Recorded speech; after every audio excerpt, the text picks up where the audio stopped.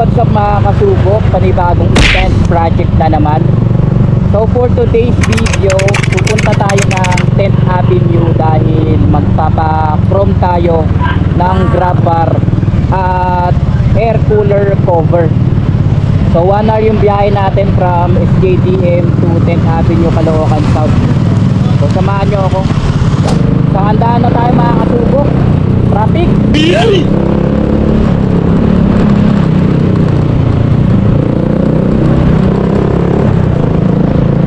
Let's go!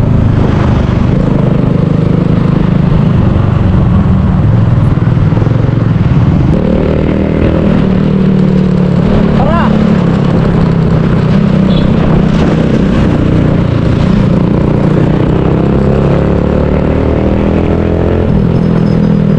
Monumento na tayo mga kasubok dito sa Caloocan South. Lapit na tayo.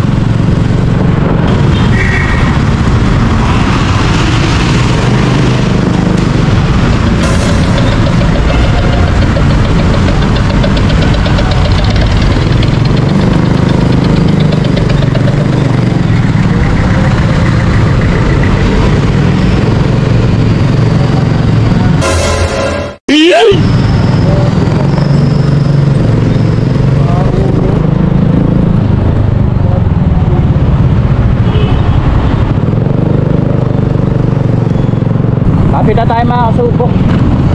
Saan pa yung banda?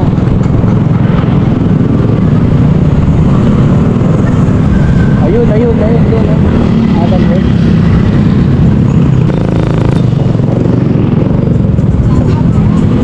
Alan Works.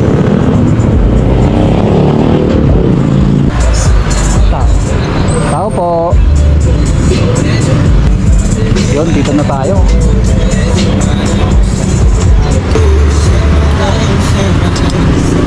Bali, papakrom ako boss.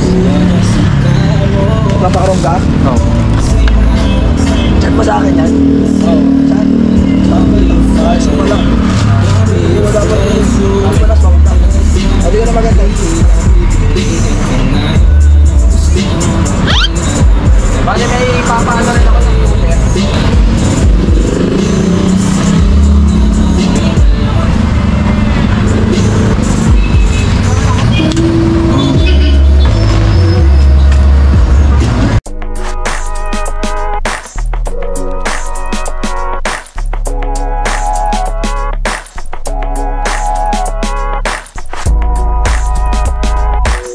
So ito na pala yung ating ang bilis, yung grab bar.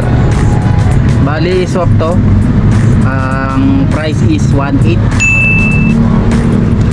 Pero yung air cooler cover natin isasalang pa. 2 weeks pa siya.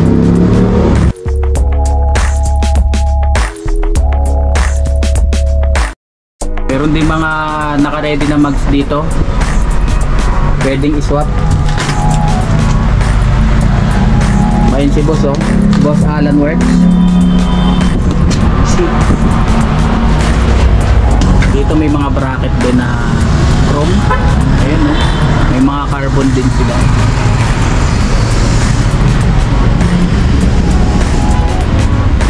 May nakita akong motor dito na modified.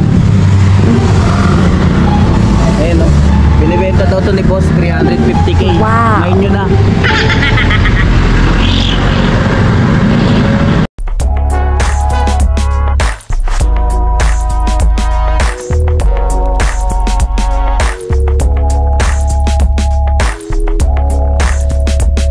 boss, dito na ka boss. Yun o, Allen Works o. So yung babalikan na lang natin yung air cooler cover na ipapakrom natin. Plastic kasi yung mga kasubok at irerekta siya sa planta. So ipapalalabos ni boss Allen Works. Balikan yon 300 at ang price nun is 1.5. Bali total niya is 1.8. Matatagalan kung hihintayin natin na may kasabay na ipapakrom. So irerekta na yon. So yun, ito na yung ating chrome na grab bar. Kabit na natin dito kay V3. Yun no.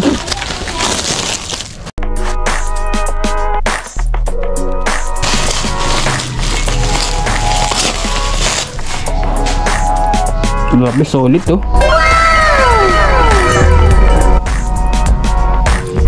Kabit na natin.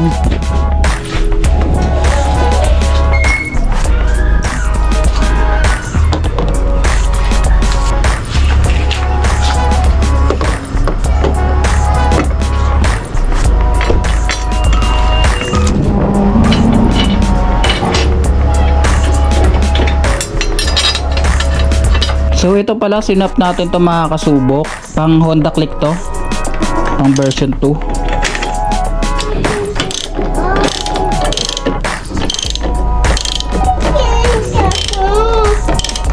So yun, nakabit na natin itong grab bar na chrome. Grabe, solid talaga yung gawa ni Allen Works.